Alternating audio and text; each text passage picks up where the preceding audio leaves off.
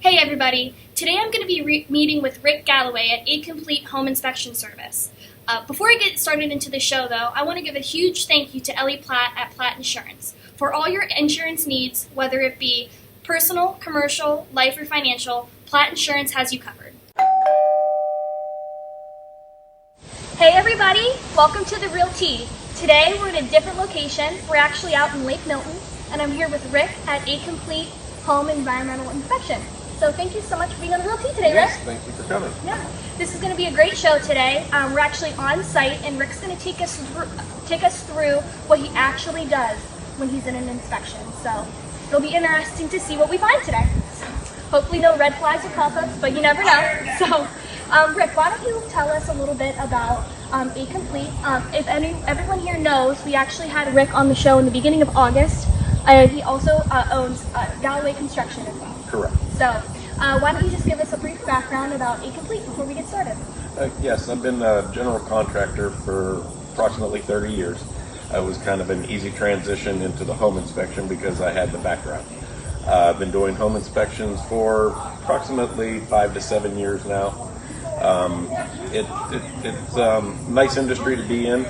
I've got the background to help support my findings, which works out well. Basically, with the home inspection, my process is to start at the exterior, write down everything that you find there, and that helps me to know what to look for on the interior if I find something outside. Some people go to the interior to try to see what to look for outside, but for me, I like the process that I have. Definitely. Well, let's not keep our audience waiting. Why don't we go ahead and get started? And we're going to walk around, we're going to go inside and outside. So, let's act like this is completely real.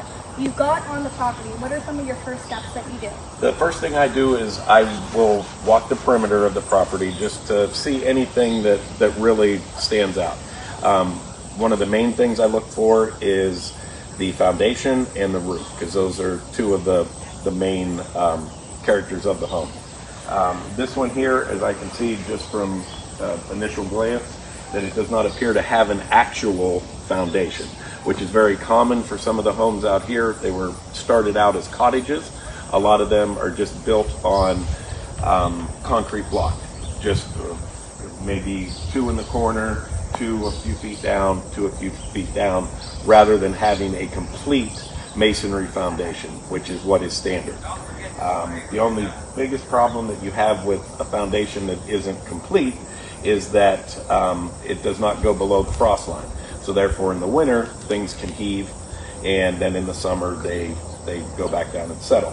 So the next thing I would look for after seeing that is to look at the roof. So as far as the roof goes, you can see that there are some low spots in the roof, and that is directly related to what I was speaking about with the foundation. Also with a foundation like this, like I could see in the front, it allows for animals to possibly burrow down underneath, and they could actually be living under your home. Another thing we look for is the gutters. These ones here appear to be in need of a cleaning, and I can see that there is some damage down at the end, which we'll be able to see quite well when I get up on the roof when I climb the ladder. So obviously the gutters need cleaning. Are these some things that home sellers can do previous to having the inspection done? Yes, and another thing that is very helpful for a seller is if they do what is called a pre-inspection. They could pay a company to come out and do an inspection, and that way they can correct any issues they have prior to an actual buyer showing up on site. Okay. Just like you would like to have your buyers pre-approved, it's kind of like pre-approving your home. Right. So why don't we go over here to the roof, and you can show us that this is obviously probably a red flag. So. Correct. Yes. This is very common when you have one roof line going into another. There should be what is called a kick-out flashing, which most places do not have them. And what that does is it redirects the water so that it doesn't create an issue like this. This is a little extreme because it's obviously been let go, but this is the final outcome if you do not have the proper flashing. Okay. So if this is an issue that a seller has, what should they do? With the report, basically you'll get a summary at the end, Okay. which is a very good tool to have. What you do with the summary is it will list everything that is a major defect, a minor defect, or just something to monitor. This would obviously be a major defect because it's something that needs to be corrected. Is there anything else you want to show us on the outside before we go ahead and head inside? As I was discussing about things being able to get underneath, you can see here where they could. Also, this is uncommon. This is actually the shut off for the water. Therefore, in winter, this could freeze. Luckily, they do have heat tape on this one. So that is something that I would put on the report, even though it's not an issue right now. I would put that in the monitor section just to let people know that they need to watch this. This is something that is a little out of the ordinary. This is the actual main water supply. This is how you turn your main on and off if you were to be doing any repairs inside. Unfortunately, it is at the exterior of the home, so anytime it would get below freezing, this could freeze. Luckily, they do have a heat tape on this, but this is something I would put in the report. Even though it's not a problem, it is something that would need to be monitored and to make sure that the people know to plug that heat tape in the winter. So that's nice. Even in the summary, you give red flags too, Correct. instead of just actual Yes. active problems. Yes. So good to know.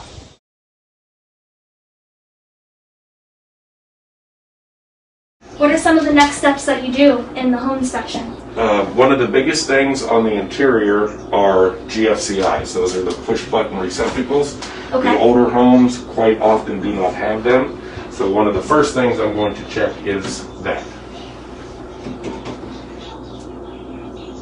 As you can see, there are two lights on, which indicates that it is properly wired. Okay. However, when I hit the button, it does not trip because there is no GFCI. Okay.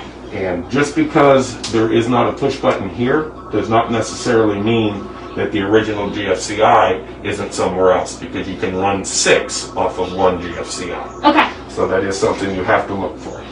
And you do that with every single outlet in the home? We don't do every single outlet. We do every single outlet that is within 6 feet of a water source. Okay. And then we, every room will check at least 2. Okay. Same thing with windows. We may not check every window. We'll visually look at it, but we will check 1 to 2 in each room. Okay.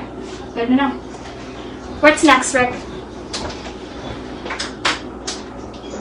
One of the other big things that we look for is the mechanicals. Mechanicals consist of the electric, the furnace, Okay. and the furnace. Here is the furnace. One red flag that shows here is, since this is in a room, it should, with a door, this door should be fully louvered so that it can properly breathe. Oh, okay. It's not going to be as efficient without the louvers. Also, this is something that was used back in the 60s.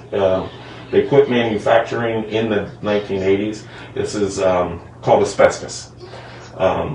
What this was a very common insulation tool, and this one here has been painted or sealed, and that's what should be done with asbestos. Okay. Is seal it, encapsulate it, something along those lines. So this is fine. Okay. What's a red flag if, you walk in, and what is a red flag for some HVAC? One thing, especially with the boiler system, is the asbestos insulation. This is more of a hard case.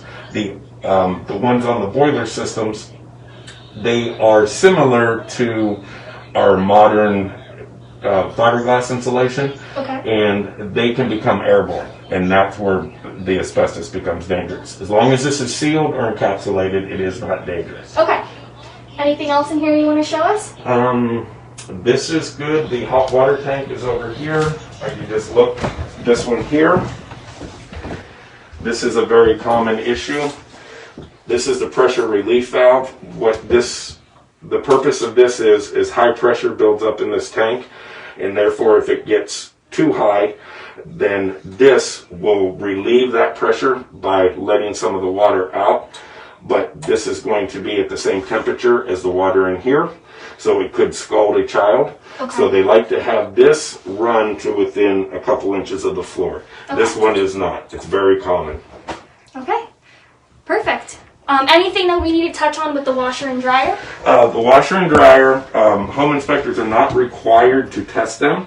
I generally do, unless they were to have clothes in them, which Okay. this one does. Okay. So I would just notate that on the report. Perfect. I would test the dryer because even if it has something in it, it's not gonna. Okay, I didn't know if you would affect test the hookups or anything in the back. Yes, we do always look at those. This is a little bit out of the ordinary here. Normally, these would be in a basement and there would be a utility sink. So I always like to try to run a cycle so we can see how well the utility sink drains. Okay, perfect. What else would you do, Rick? What's next? The way the report is listed is it is a checklist system. So you basically go through each room. So I would do a visual in the room, check to see if any of the walls are cracked, what the ceilings are like. This wall here, I can see it's got somewhat of a lean to it, which stands to reason with not having the full foundation. Right. This is an interesting ceiling too. If you want to pan up a little bit, what is that? This is actually exterior roofing. It's a metal roof, and it's just been used as a focal point, is what it appears. Awesome. This is very common in basements. A lot of people currently are building bars and rec rooms and Okay. using this as a focal point. Yeah, I like the aesthetic. Yes. Definite man cave in here, right? Yes. Why don't we go ahead and if there's anything else you want to show us that you, big points that you check. Another thing, we always look for the attic access because we normally would go in the attic. It would be too hard to film up there, Yes. so we will not. But I can see that this attic access point is right here.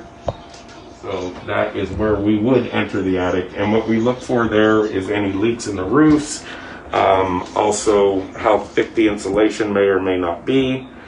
We look for proper ventilation. Okay. And that is a common area for mold growth. One of the things that we check before I climb into the attic is I turn on any bathroom fan because they generally have those vented into the attic and they should be vented to the exterior. Okay. And that helps to keep mold growth from occurring in the attic. Complete does do mold. Yes, we do. Yes. We have a mold remediation division as well. Perfect. So. Well, should we go through the checklist just so we can show our audience? Sure. This is actually done on a phone, but then I've just printed one out so that you can see basically what it is. This gives you everything about the home. We say which way the house faces. That way, if we are pointing out something inside, we can say north, south, east, or west, and you'll be able to determine what it is.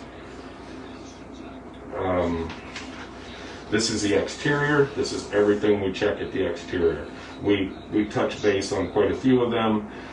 One of the biggest things on the exterior, if it has an elevated deck, something like that, then you would have handrails with your steps. That's a common occurrence that it would not have handrails. It goes as far as to check retaining walls. The yard, I always indicate if there are large trees, just because that can become a safety hazard, during high winds. Then the next step is the hallway, and then it just continues on to each and every room of the house. And then the biggest part is the summary at the end. And that's where people really need to read the report. A lot of people don't read the reports, but if you at least read the summary, it's really to your benefit. Definitely. Well, I think that's all we have for today. Rick, if is there anything else that you want to tell our audience, or any other tips and tricks on, figuring out what to do with an inspection? Yeah, the main thing, if you are selling your home, I would suggest a pre-inspection. And if you are purchasing a home, definitely at least read the summary. It really is beneficial to you, and any instruction that the inspector may give you in the summary, please try to follow up on that, because we're just doing it to protect you. Well, Rick, thank you so much for your time Okay, today. thank you. And if anyone of our viewers has any questions, I'm sure Rick will be more than happy to answer. Absolutely. So you can reach out to us in the comment section on the Facebook page, or you could reach out to him directly. So we'll put a link to his website, and we'll be good to go. Well, all right, I thank you very much. Yeah, thank you so much. Thanks everyone for being on The Real Tea today.